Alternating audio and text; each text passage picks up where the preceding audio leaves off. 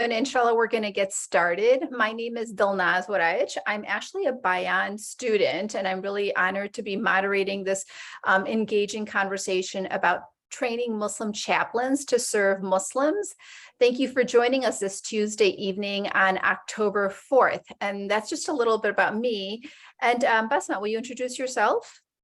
Yeah, so my name is Basma Salam, and I am the Director of Advancement at Bayan Islamic Graduate School. I'm really excited to have all of you here so that not only can you explore more of this topic, but also learn about how to become a chaplain. Thank you so much, Basma. As we're starting this program and it's hosted by Bayan, I just wanted to highlight some of the work that Bayan does and why I chose to be a Bayan student. As a chaplain, I really believe Muslim chaplains are professional spiritual listeners in various spaces. And I chose to be a Bayan student, especially in this graduate studies programs, because I knew about the flexible online and hybrid in-person courses that they have. And especially with the Master's of Divinity with a concentration in chaplaincy is the section that I chose. So this program includes courses in Islamic studies with themes of the Quran and spirituality. And the concentration features courses in chaplaincy, spiritual care, religious leadership, interfaith, and intercultural understanding and counseling.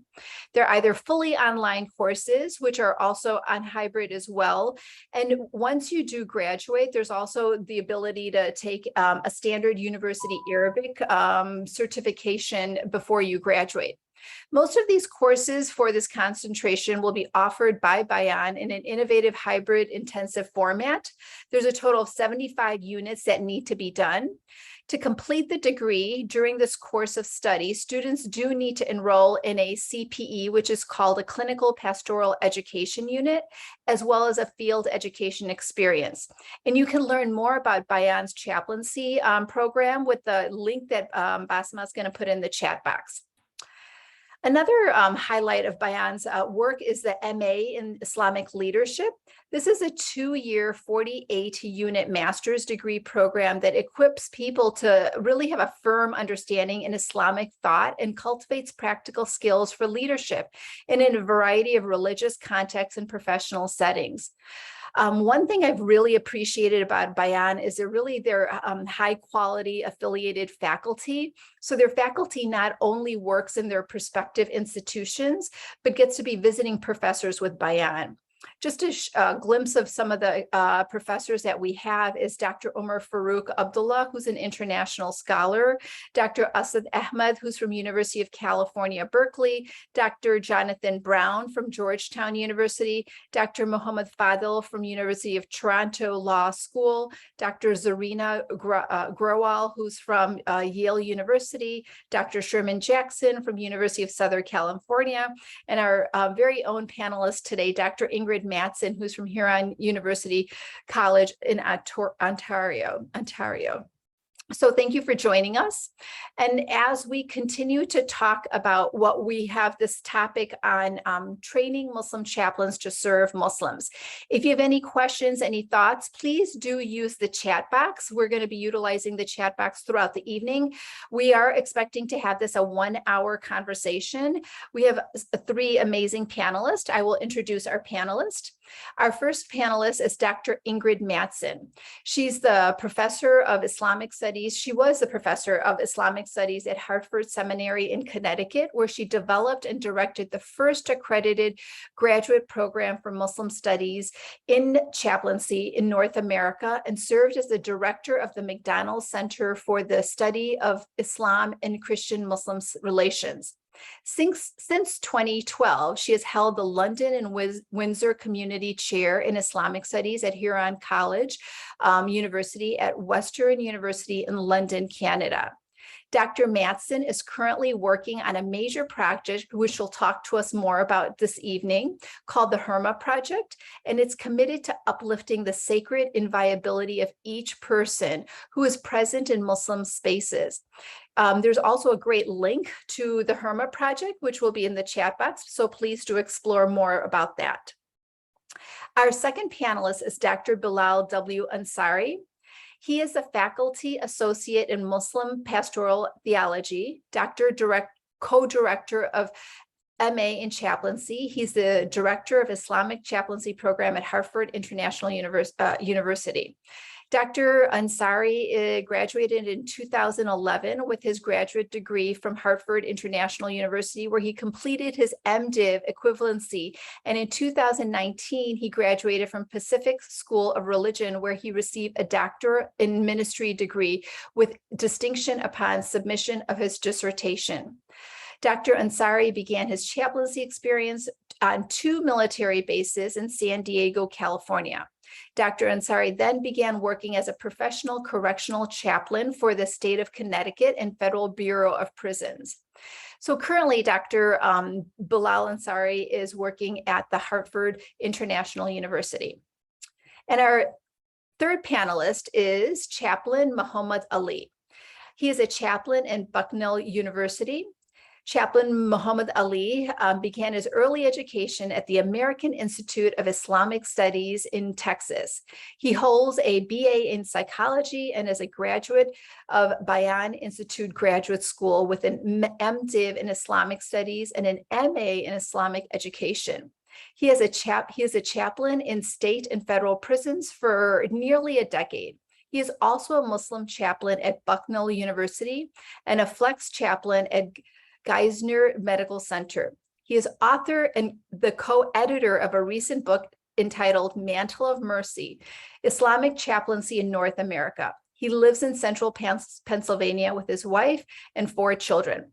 And we're going to put a link to the book, Mantle of Mercy. If you haven't read it, we do highly encourage you to read it. Basma and I were just talking about how we just recently completed the book and we really enjoyed it.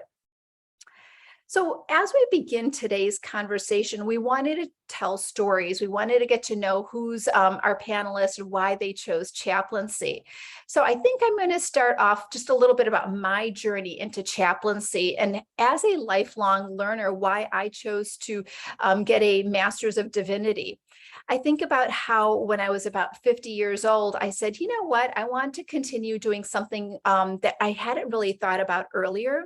And I remember this one story that some scholar had said, how Prophet Muhammad ﷺ was in the cave of Hira. And when he got this revelation from Angel Jibreel, he was so scared and worried. And when he left the cave of Hira, the first person that cloaked him, that enveloped him with guidance and healing was Khadija Radhiyallahu anhu. And she was really the first Muslim chaplain. And she was the spiritual listener to the Prophet Muhammad ﷺ. And that was really the spark of my impetus to want to become a master's in chaplaincy and better understanding how Muslim chaplaincy affects our Muslim communities. Dr. Mattson, will you share with us your journey into chaplaincy? Sure. Yeah. Assalamu alaikum, everyone. I'm really happy to be here with all of you today with very many beloved people, mashallah. So I, as a Muslim, I wanted, like many of us, I was eager to learn about my faith, to learn about Islam, about, and I sought many different avenues for that as a young new Muslim in my early 20s. And eventually I went to the University of Chicago, and because there were very few places at that time, there weren't any divinity schools that taught Islam or other things. So I got my PhD in Near Eastern Languages and Civilizations with a focus in Islamic studies. A great program, mashallah. But then I was hired by Hartford Seminary in Connecticut, which is now Hartford International University. And they wanted me to come there not only to teach Islamic studies, but to try to help them develop some kind of leadership program for Muslims in America. And what Hartford had at that time was a intense focus on what was called ministry in daily life. What it means is meeting people where they are, literally like in the actual places where they are, as well as spiritually where they are, and providing education for those for whom other avenues for at least ordination, the Christian tradition, were not easily accessible. So they had a women's leadership program in spirituality and worship. They had a Black ministries program, a Hispanic ministries program. And frankly, I was blown away by these programs, because what I saw is that there were people who were already doing the work of serving their communities. They were out there meeting people in the communities, in different institutions, and they were providing the service with very little denominational support. And Hartford was giving them that education. So I said, wow, like what could we do for Muslims that is in this kind of, has the same kind of spirit? Because frankly, I knew many Muslims who were serving in the community with heart, with great intention, with the knowledge they gained in their life, in ways that, you know, the vast majority of Muslims were not in the mosques. And that's still true today. The vast majority of Muslims don't go to the mosque.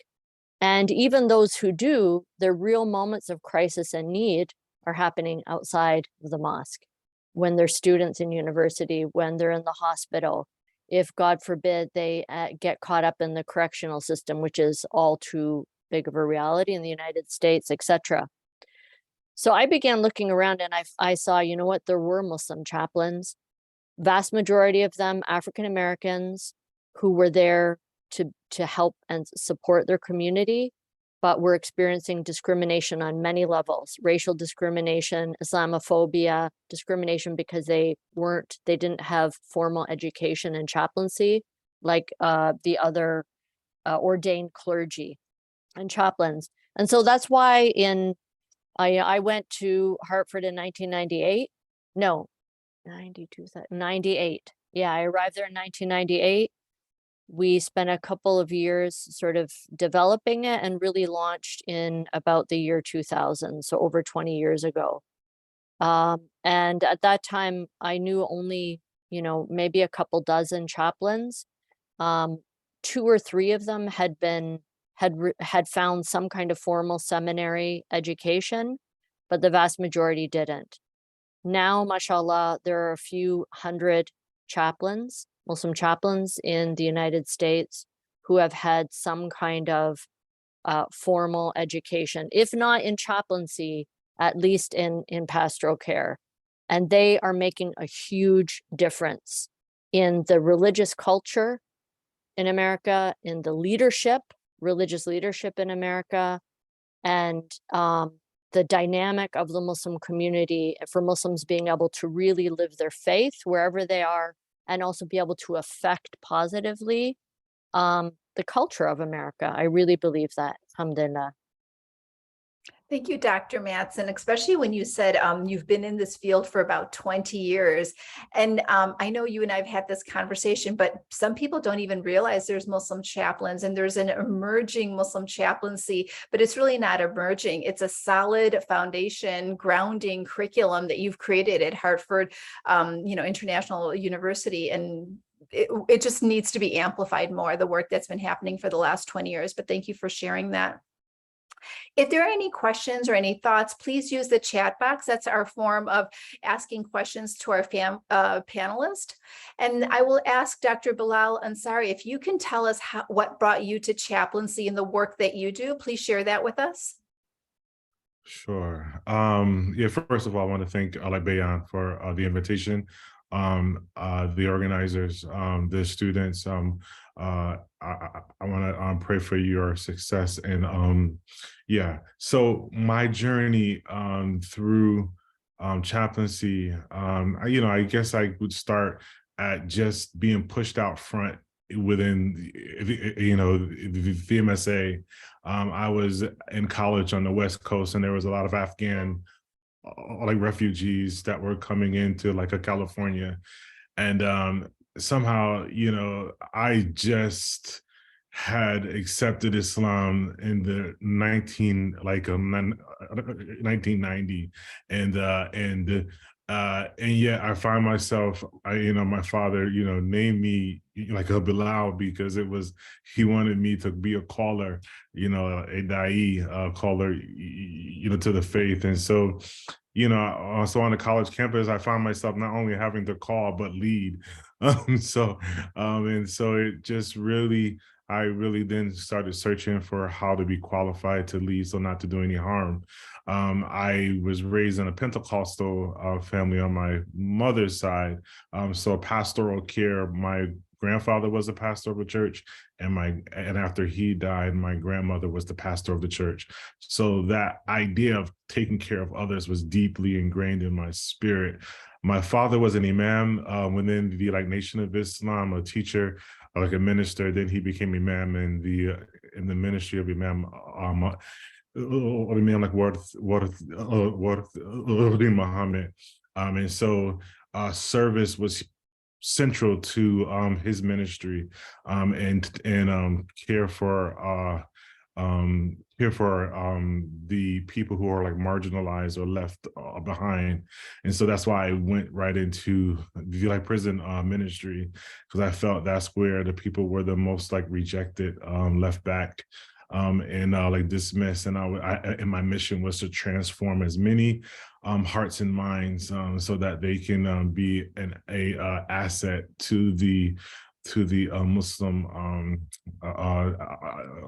outside. And mashallah, there's a lot of good brothers who are home now doing great work. And so that has always been the most rewarding work, my work inside of the jails and the prisons. So that's where I think my passion started. Thank you so much, Dr. Ansari, for sharing that with us, and how you talk about how you were called to lead, and the service that you wanted to do, and you saw this, and there was Allah subhanahu wa ta'ala just guided you to prisons and making sure that there were hearts and minds that you could really work with and change. So it's interesting. Sometimes we don't know if that's where our path is going to go, but somehow we get there because there's a guidance, there's a divine guidance that's guiding us there. So thank you for sharing that. And then I'm going to open it up to Chaplain Muhammad Ali. If you could let us know how you found chaplaincy and the work that you are doing currently with, with the book that recently got published as well. Help us understand what brought you to chaplaincy.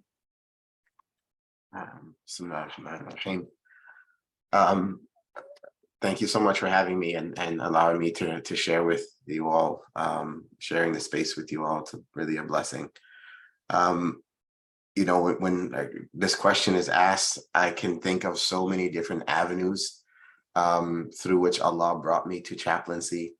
I'll say first and foremost, it was my own mother who, converted to Islam and really tried her best to put myself and my siblings in a position to learn the Deen of Islam. I started out early as a child in a place that was known as Beit Din, or more sort of technically known as American Institute of Quranic Studies.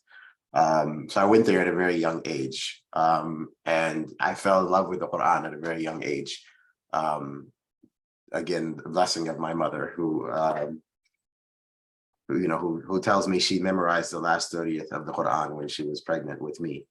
So it was something that became a part of me. And I lived in a Muslim community that, was one dedicated to that learning, but on the other side, there was, I experienced and witnessed a number of forms of spiritual abuse within that context. And so for me, the Quran became sort of a refuge. And as I went through life, I, learned how much I had been affected by that abuse more and more, and others had been affected by those sort of abuses of spiritual authority.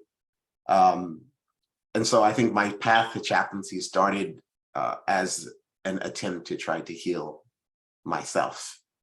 And people I knew who had been affected, I think in ways far more than I did, far more than I was affected negatively.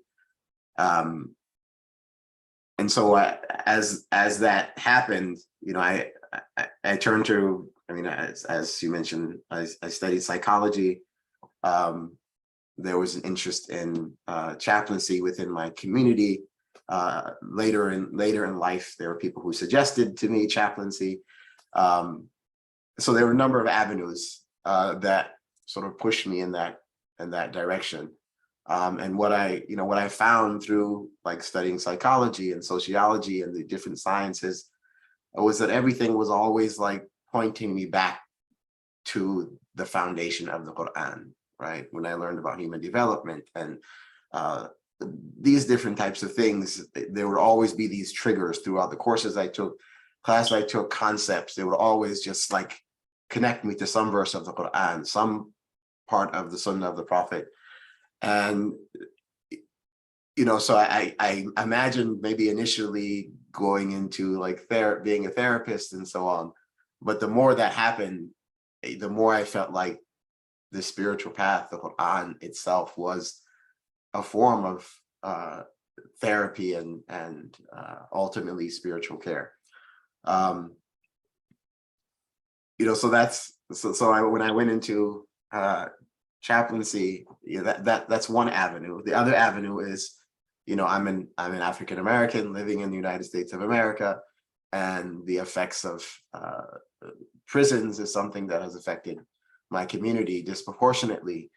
And so coming from that and having that connection, and learning the story of Malcolm X, Haj Malik Shabazz, and his transformation within the prison context, and what he was able to, just to make of himself with some guidance and some support through his incarceration and after his incarceration, really made me think about like how many Malcolms are there stuck in these systems, and what can I do, given the blessings Allah has given me to give them something.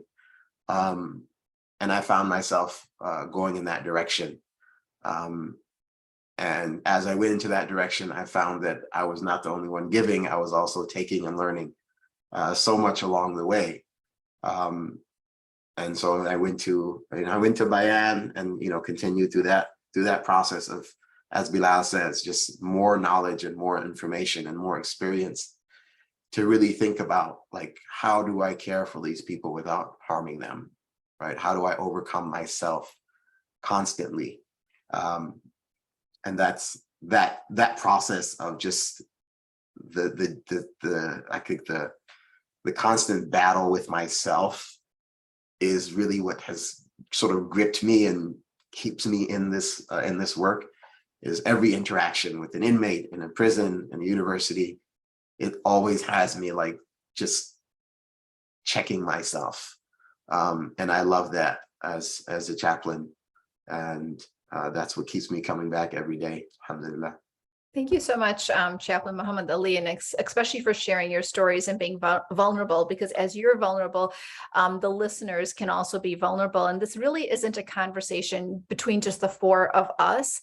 You as listeners are so actively engaging in our conversation as well. So please, any thoughts, any comments you have, put it in the chat box, but also realize we're looking for action steps as we walk away. This is going to be a 1 hour conversation, but it's definitely not going to be something that's going to end within 1 hour. It's something that we really want you to make sure you utilize as you are having conversations tomorrow with your colleagues, as you're having conversations at the dinner table with your family. How can we make sure that Muslim chaplaincy is front and center in our conversations, and a very important part of our hospitals, our masjids, our prisons, their sports chaplaincy, our college chaplaincy? Just making sure that we have these conversations is really important. As we're talking about this, I also wanted to bring attention to the Association of Muslim Chaplains, which is an amazing organization that has over 200 members. Please become a member, get to know about it, check out your website, check out the website, and understand, like, this website really helps us understand, how do we hire a Muslim chaplain? What type of care goes into, taking care of Muslims in hospitals, and if we're, in that position? What type of resources are there for for Muslim chaplains and various chaplains. So please do check out that website. And then I'm going to ask Dr. Mattson, if you can help us better understand the project that you're so deeply invested with. I know Chaplain Muhammad Ali started talking a little bit about spiritual abuse and, what happens at times when things in power and authority are not respected. If you can help us a little bit more about the Herma project, tell us more about the podcast if we want to learn more after today's conversation as well. How do we pick up more information about the project, please? Sure, thank you. I really appreciate the opportunity to open up this issue. Look, the reality is that the one truth of existence is that none of us truly has any power. This is why we say La hawla wa la quwwata illa billah. All power is with Allah, and we truly are at the deepest level powerless. Because of that, that terrifies us. And it makes human beings, whenever we have the chance to have some power over others, we have a tendency to feel really good by that empowerment, right? Of course, it's temporary, it's superficial, but because it speaks to our deepest need, it is very easy to get taken away by this empowerment. And that's in every situation. And almost every person has some power over others and has other people with power over them. In the religious area, in the area of our religious life, it is so much more dangerous. It's more dangerous than, when we think of abuse that sports coaches have had over elite athletes. Recently, Soccer USA is in the news. Or we think of the abuse of film executives over actors, or in other areas. Of course, this is horrible. But when someone has some power or authority over a person in the spiritual community, in the religious community, this is much more dangerous and traumatic and destructive. Because where do we turn when we're hurt? To whom do we turn? Who do we seek our refuge with except with God? And if someone who is speaking on behalf of God, who is telling us, who is interpreting our religious tradition, abuses or misuses that trust, then in fact they can create a barrier, not only to the religious community, but even with our relationship with God. So this is so critical. And this is, I'll tell you, you can go to the Hurma project and learn more about it, but I'll tell you that this is intimately related to my interest in training and teaching chaplains and developing more of the field of chaplaincy. Because the truth is that, unfortunately, in a place like America, we are in the wild, wild west. There is no meaningful oversight over religious leaders in our communities. And that's not the historical reality in Muslim societies, but that's the reality in the United States. But what we have with chaplains is we have people who are, chaplains are actually trained to, to not only to understand this issue, but go through intense training about understanding power dynamics, limits, how to deal with the fact that people are vulnerable, and vulnerable people might want you to take over, right? And want you even to be more authoritative. And unfortunately, most of our religious leaders in our communities are not trained to deal with this. So while there are some people who are simply sociopaths and predators, and we have to just protect ourselves from them, the reality is there are other people. There are a lot of religious leaders, imams, and even scholars and teachers who they're just normal people with normal vulnerabilities, and they haven't been trained to deal with this situation, and they end up causing a lot of harm. And so it's really, this is one of the reasons why I'm very passionate about chaplaincy as a profession, as a religious profession for Muslims, because this most key dynamic is at the core of chaplaincy, not only in their own relationship, but how they receive those who have been harmed by others. Sometimes those others who are harming in the name of Islam aren't just sheikhs or imams, but sometimes they're parents. You know, parents were using religious language to actually, in some cases, oppress their children, or spouses, or other situations. So this is a really critical issue. There's a key maxim in Islamic law and ethics that it is better to prevent a harm than to do a good. So if you'll notice, if you remember, Dr. Bilal Ansari, mashallah, he began with, you know, this statement that he wanted to serve without harming others. And that's the reality. We don't just rush in and do anything, you know, and this is the core ethical principle of any helping profession. What's the doctor's core ethical principle? First, do no harm. So this is really the core of religious leadership training and education. Is what we're looking at with the Herma project, and really the core of chaplaincy. And I would say this is why the chaplaincy model is something that is needed in every single community, inshallah. Thank you, Dr. Mattson. We're also going to put a link to the podcast, the Herma Project podcast that comes on regularly, and it's got amazing chaplains that are being interviewed and scholars throughout the world that get interviewed, and just an engaging podcast to listen to. So that'll be in the chat box. Thank you for letting us know more about that, and how can we also make sure that our masjids and our colleges and our hospitals are also aware of the work that's being done with the Herma Project, and it's accountability, keeping us accountable for our actions. Dr. Bilal Ansari, can you expand a little bit more about like pastoral care? A lot of people are not familiar with how are Muslims part of this chaplaincy, and how are Muslims different than imams? Can you help us expand a little bit more about, like, are there chaplains in masjids? And if there aren't chaplains, can we get chaplains in masjids? We know there's chaplains in hospitals and colleges and prisons, but what role do they play in masjids as well? Yeah, so let me just first deal with the idea or the concept of what is like pastoral. Many people have an idea that this is a Christian term alone or exclusively, as if we are not people of the book.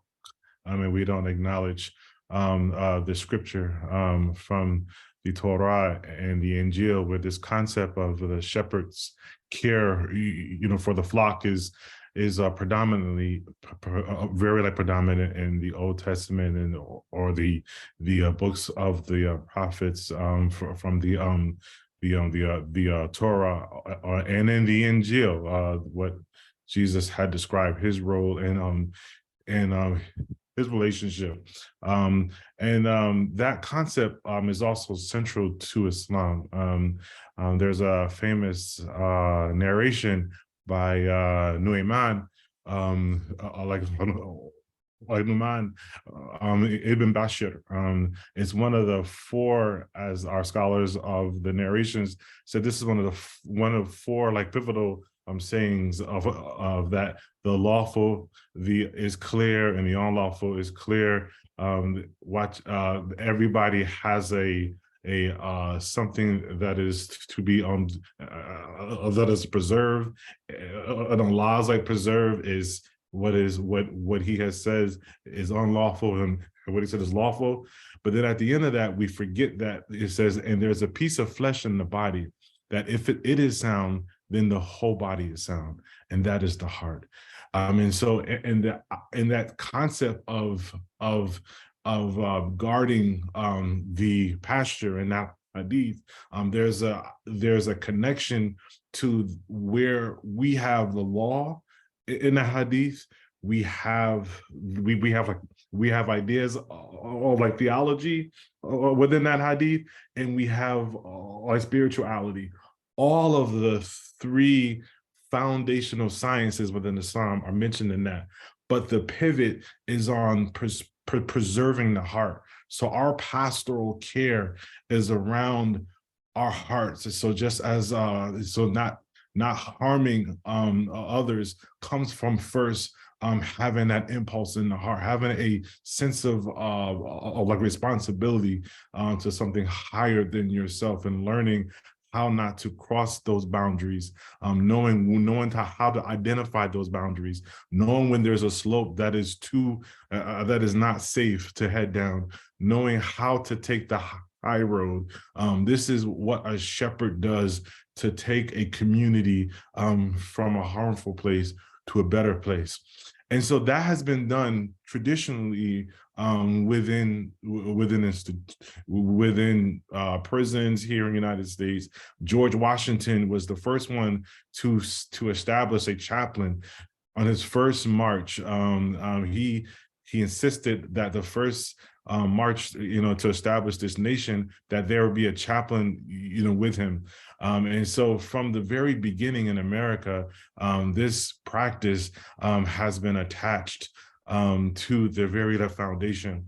And similarly, to our tradition, I argue that our scholars were pastoral caregivers of every science that they were over. Our legal scholars were only looking after the congregation in which they were trying to serve. They were imams, but also they were pastoral caregivers. They were concerned about their flock. When they gave counsel to the rulers, it was all couched in that, remember that you are responsible, for your flock. Everybody is going to be held accountable. So this language of pastoral care is from the very beginning with our tradition. So this is not a foreign concept or idea. Now, the difference is that in our tradition, it has been like most of what imams are called on to do is to focus on what's lawful and what's unlawful. They want a fatwa. That's basically it. Or is this, do we believe, or the questions about one's faith being lost or stuff like that. So it's generally between law and theology. But within a chaplain is changed with what's going on in the inside of the person and what's also going on the inside of you. So there's a focus on the heart. And so this is where I hope that there are more like imams trained so that it can take on the whole. And so that's what I would say. Sorry for being too long. No, not at all. Basma, can we remove what's on the screen right here? Not sure what this is. Thank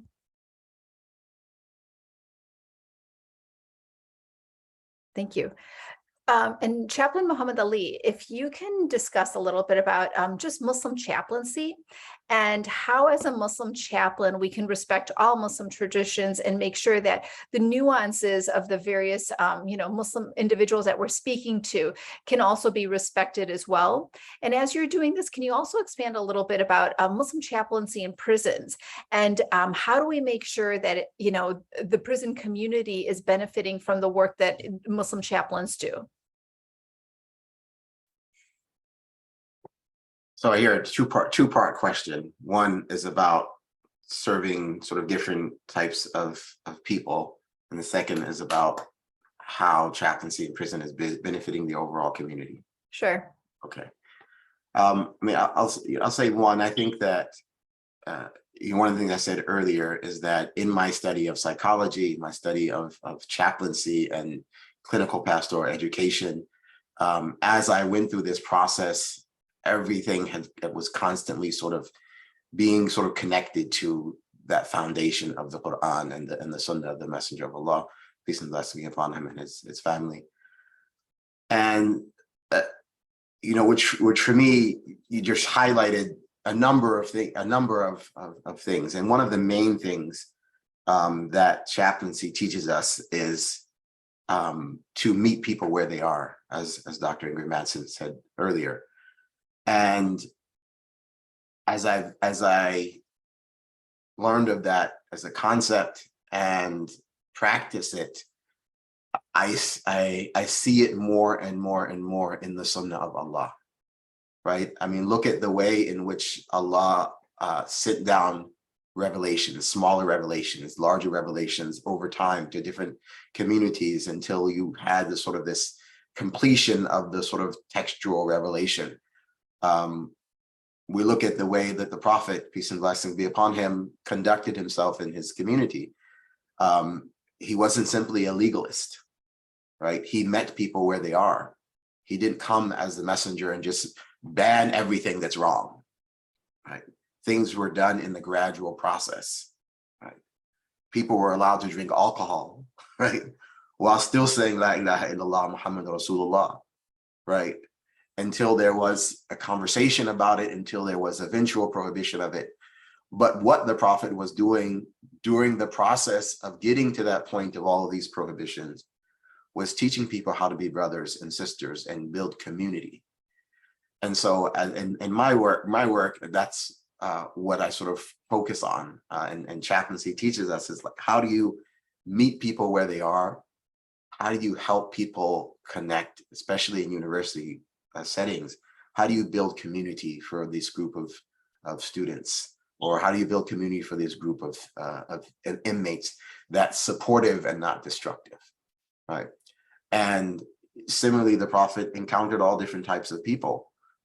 He encountered Christians and Jews and met them where they were, right? He didn't come and say, oh, everything you've done is abolished, which is some of the narratives we find, in our Muslim community today. No, he said to Jews, you will be held accountable in this society based on your revelation. As a Christian, you'll be held accountable based on your revelation. And so I think there's something very prophetic when we talk about spiritual care to different types of people, wherever they may be, right? We try to meet them there and one, build community around them that's supportive to help them grow beyond where they are, right? But to also allow ourselves to grow through that interaction with them, right? We listen, we learn their whole story, right? We don't just, give the cookie cutter answers, right? I'm reminded of a story that in relation to that, which I'll tell in a succinct form.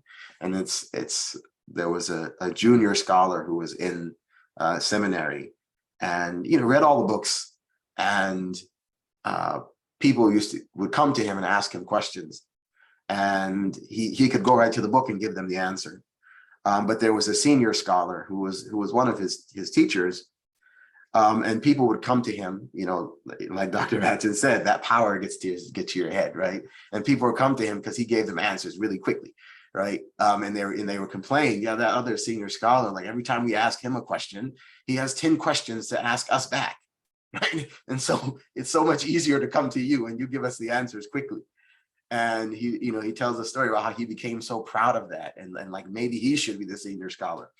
But after, continue his study and experience, he says, I made tawbah from that attitude and from that approach, because once I had the same knowledge that he had, I realized that when someone asks you a question, you have to ask 10 different questions to find out what the situation is before you give them an answer, right? It's easy just to go to a book and give a cookie cutter answer, and you're destroying people's lives sometimes, right? Because you don't know all of the implications of what they're asking. And so that's some of the keys to like how you deal with any human being. They're always in some place, and you meet them in that place, and you give them the support and hope and compassion. And human beings grow in a state of love and safety and compassion. And so if you want to see them grow out of whatever it is you might not like about them, right? Give them that compassion and that safety, and they'll grow, right? As opposed to point out all of their flaws. Right? So that's that sort of dealing with the different types of people and the various nuances of different religions and schools of thought. Those are some keys that I use. The other part of that is when we say the overall Muslim community, that's an easier answer. We're all one community. Right. As one of the statements of Imam Ali to his governor he appointed to Egypt, Malik al-Ashtar, he tells him, anyone you meet, he says, "Imma akhun laka fi din aw nadirun laka fil khalq," that they are either your brother in your faith or they are your equal in humanity.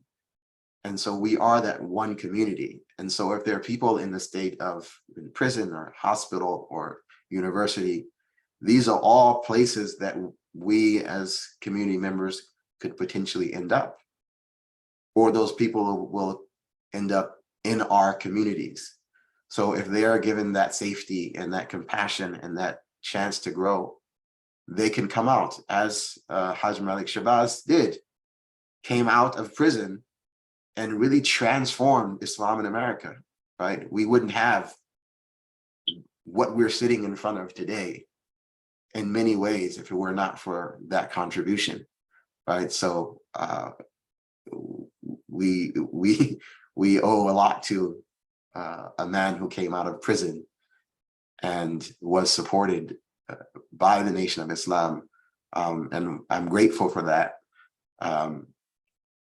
And so they are part of our community, and it serves all of us to have them supported and come to our communities as healthy and as sound as possible. Thank you so much, Chaplain Muhammad Ali. As you were speaking, I was also thinking about that book by Yusuf Salam, Better Not Bitter, and the journey that he went through when he was imprisoned for, wrongly imprisoned for, so many years, and how really Allah subhanahu wa ta'ala puts us in a certain place, and how Brother Imam Yusuf Salam really learned about Islam in prison, and through that he became an imam and he became a leader as well.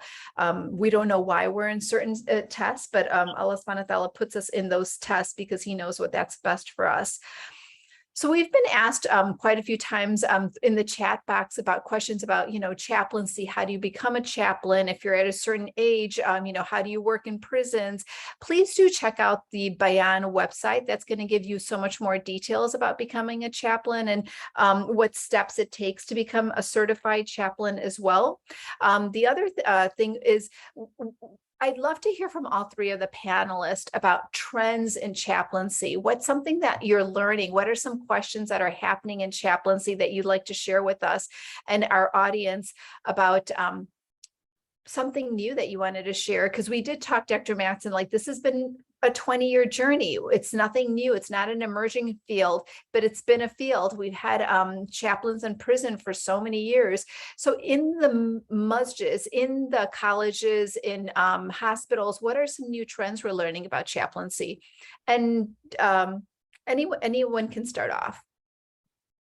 I'm going to jump in here and say that there's a reality here that everyone has to be aware of, which is that for the vast majority of chaplains, they want this to be their profession, like another profession, in the sense that they need to be paid for it. This is their job that they're training for years, and then they need a position where they're getting paid so that they could support themselves and their families. What I've noticed is that some communities really don't appreciate, unfortunately, it's the same thing with the imams in many cases. We really do not appreciate our human resources and respect people who are devoting their life to religious service. I mean, as if being able to support themselves and their family is somehow like makes their work less sincere religiously, or some ridiculous thing like this. I mean, throughout Islamic history, there were often dozens of positions in one community for those who were religious teachers, leaders, prayer leaders, etc. And they were paid out of the religious endowment. So we need to get over that.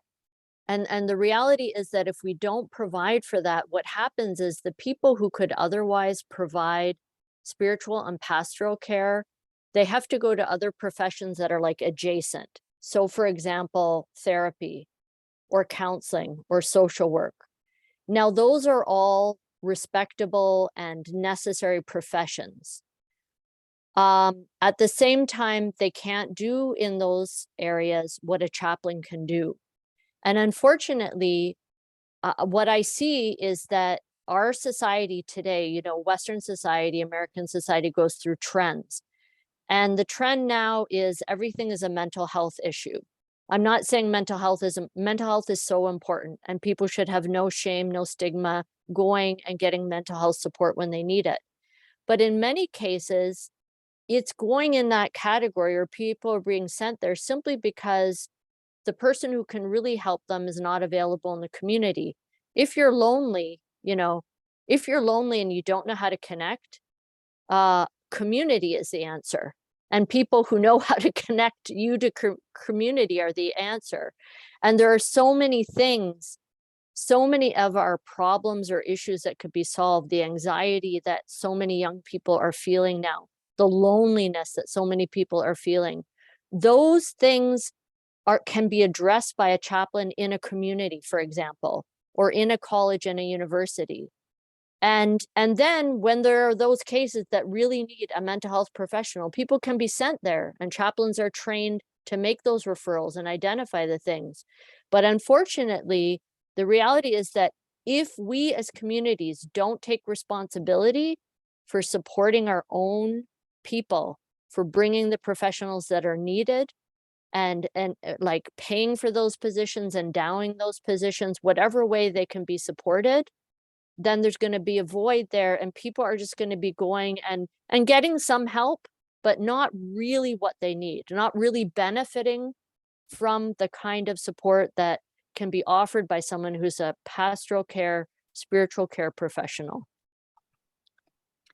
Thank you. So, one trend that I want to say is that Dr. Bilal Ansari, before you start speaking, we only have 7 more minutes. So if as speakers, we can probably answer these questions 1 minute each, that would be wonderful. So if everyone could just take 1 minute, Chaplain Muhammad Ali and Dr. Bilal Ansari to answer this question. And then I've got a couple of other questions for you. 1 minute. Okay. One trend is that everybody is calling themselves a chaplain without the necessary requisite knowledge. And that is that's a good problem, I guess, because for so long people were like, I don't want to be called a chaplain, but in other sense, it's like, I mean, the kind of work that we put in to raise the standards high to accomplish what we had to accomplish, and getting to earn that title of chaplain within going through the struggle that we went through, establishing a professional like association, establishing a Muslim endorsement agency so that we can have verification and like standards. To just bypass all that, it's just really hurtful. That I think people should just stick with the title like imam if you're like an imam and that's where you're trained. Don't use that title lightly. It's not a light thing.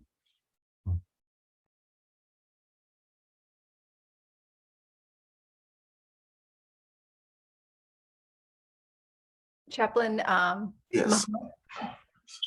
What comes to mind for me is I wouldn't say it's new, but I'll say that the needs are growing for chaplains, and different areas.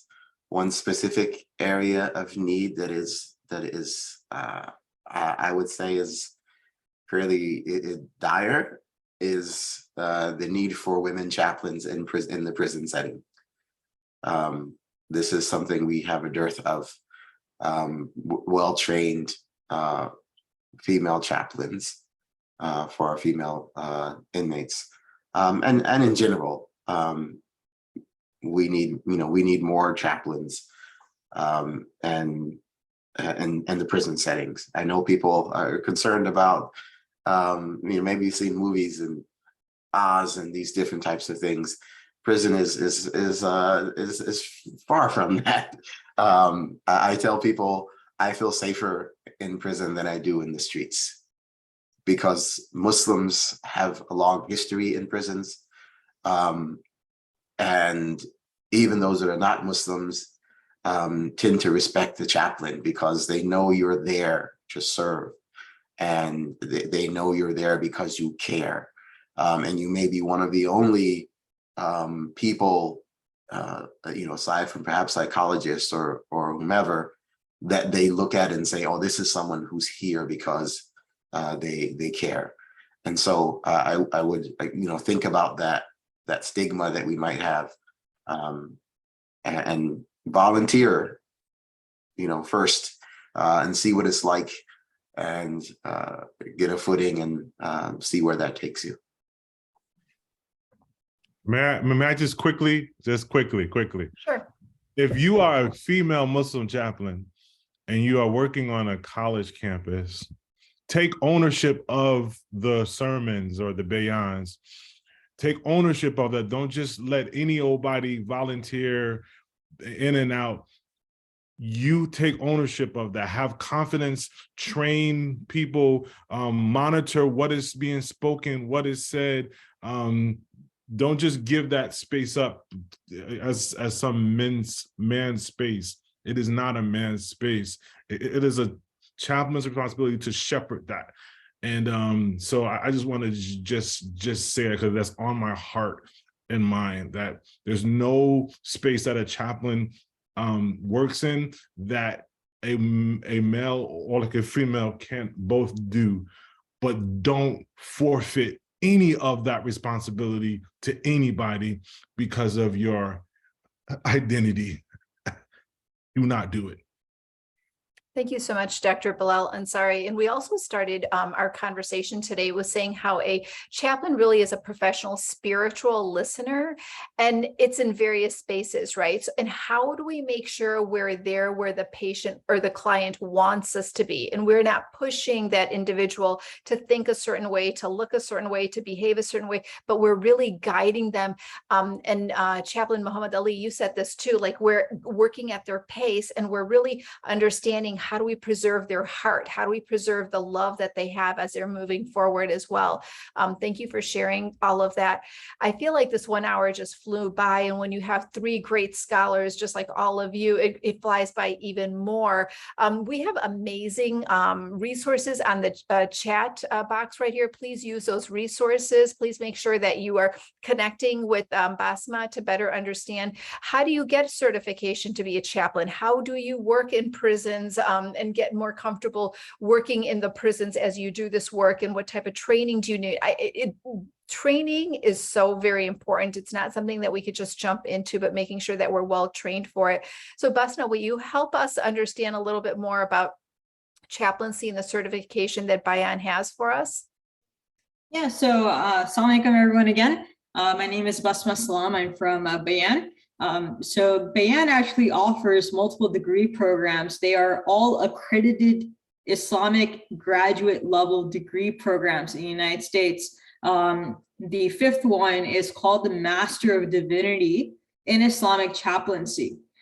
This degree specifically trains and equips our students to be able to serve in Muslim communities dealing with Muslim realities as a chaplain, whether it be a hospital chaplain, a prison chaplain, a chaplain in the armed forces, and a chaplain in university. We need chaplains in all of these areas. Bayan is an institution that is contacted by other organizations and masajid across the country, asking for chaplains and imams and so forth. It's difficult for us to answer them. Alhamdulillah, all of our students are employed as chaplains and so forth. So please take this all into consideration. Please visit our website, bayanonline.org, and see what option there is about what's there about Muslim Master of Divinity in Islamic Chaplaincy and the other degree programs as well.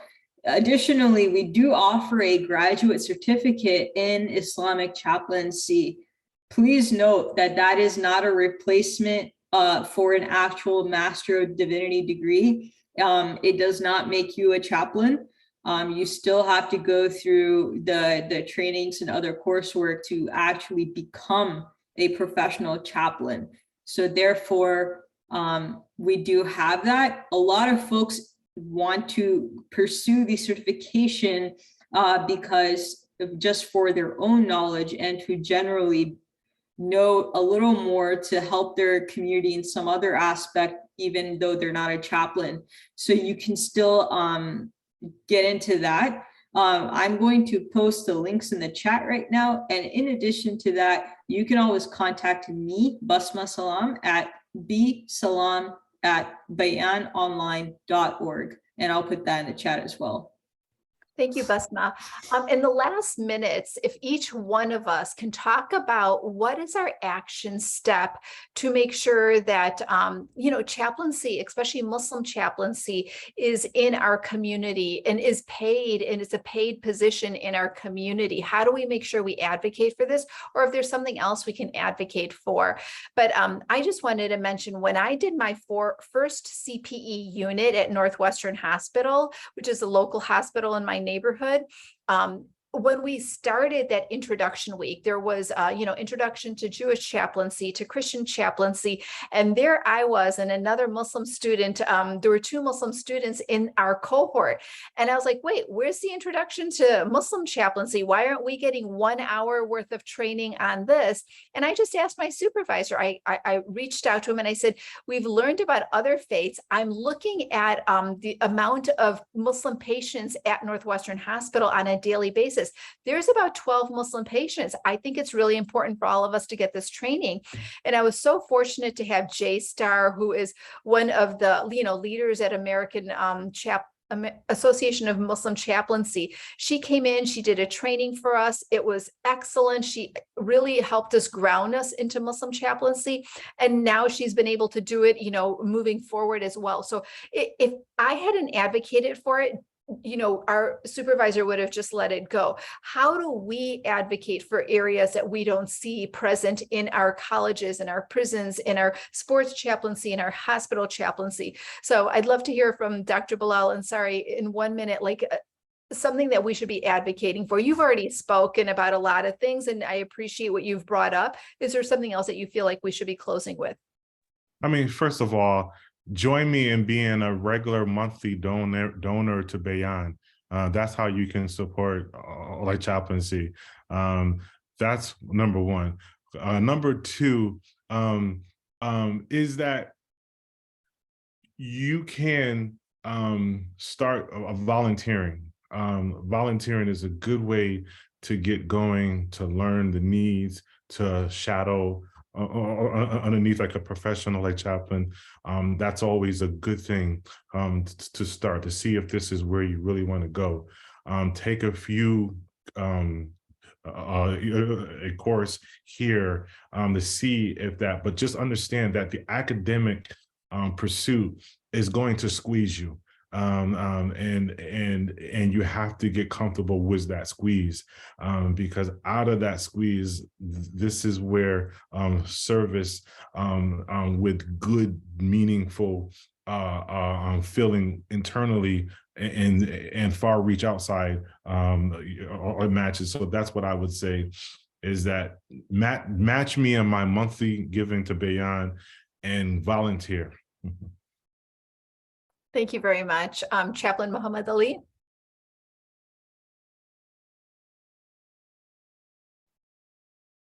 Yes, I second, supporting Bayan, supporting Hartford International University, the institutions that are helping chaplains prepare, support the Hurma project, anything we can support to protect our communities, to protect the profession that is designed to be responsible stewards of this practice of chaplaincy, because we don't just want more chaplaincy, we want good chaplaincy.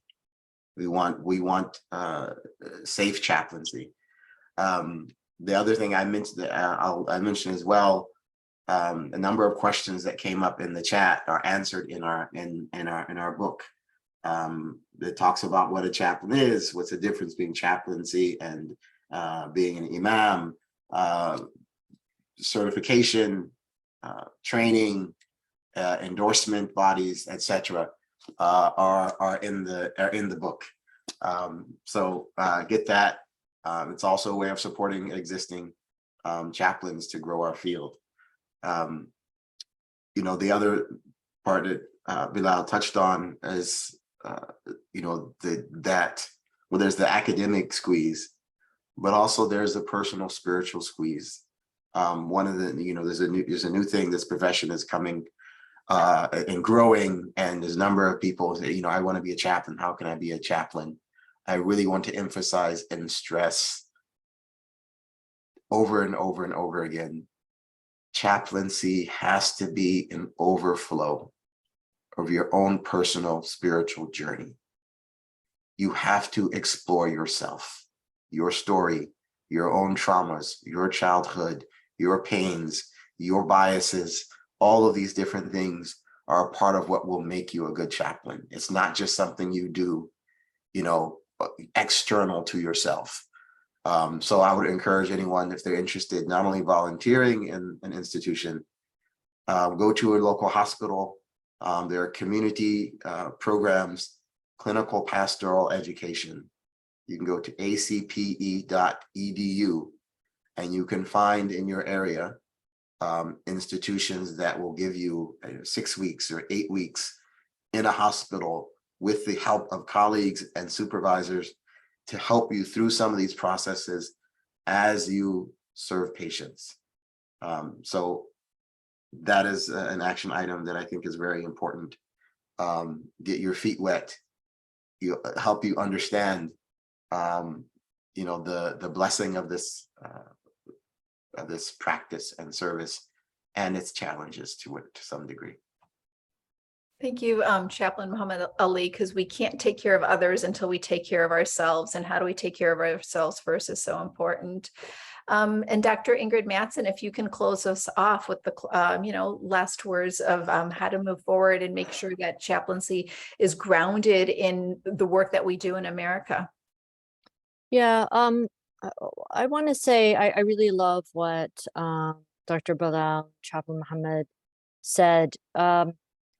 Often I hear people approach saying, you know, there's this idea, how can I get certification, as if it's a box to tick off, you know, like I just want to get it so they'll let me do the job. But we know as Muslims that spiritual growth is a process of disciplining ourselves. This is tarbiyah that we begin when we're children. And so, you know, do it for yourself. What you will gain through discipline, a disciplined approach of growth, will be tremendous. I mean, so tremendous that you just won't believe that it was possible. And you'll find so many openings, inshallah, if you pursue this in the right way. I do want to say, and there, you know, I've taught at Bayan, I've taught at Hartford, at Huron, where I teach now, we have a program in chaplaincy and spiritual care. So there are a few places where you can go depending on what's convenient for you, what you can afford, you know, where you live. So look at the different options. But the thing that I want to say finally is, and I know probably most people on this call are people who are seeking to enter the field of chaplaincy or improve or have it grow, but we need a conversation with our communities. And I'm a big proponent of form follows function.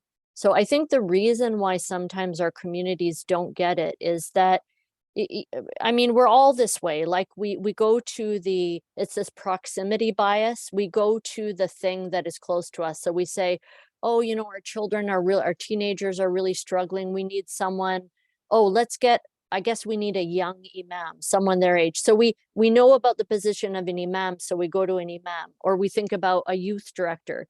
Even if that so-called youth director has no training, really does not have much to offer other than they're a nice young person, right? That's not enough. We're living in a perilous time where people are really struggling, deep existential questions. They're not going to be satisfied with the simple thing because they're Googling the answer and they're getting drawn into a path of either all sorts of extremisms. The number of young men in our community who are being drawn into right-wing sort of gender war identity is terrifying right now. And that's because no one's giving them the answers, and they're going online and they're finding these online communities. So what is it? I think everyone needs to help facilitate in their own communities where you live. What do we need? Like, what are the human needs in our community, and what is the kind of position or person or service that will respond to that need? And what I'm saying to you is that 60, this is completely unscientific, but 60% of those cases, a chaplain would be the one that would meet the need best. I really believe that. So the form follows the function. We need to really think, where do we want to put in our resources? And this will pay off.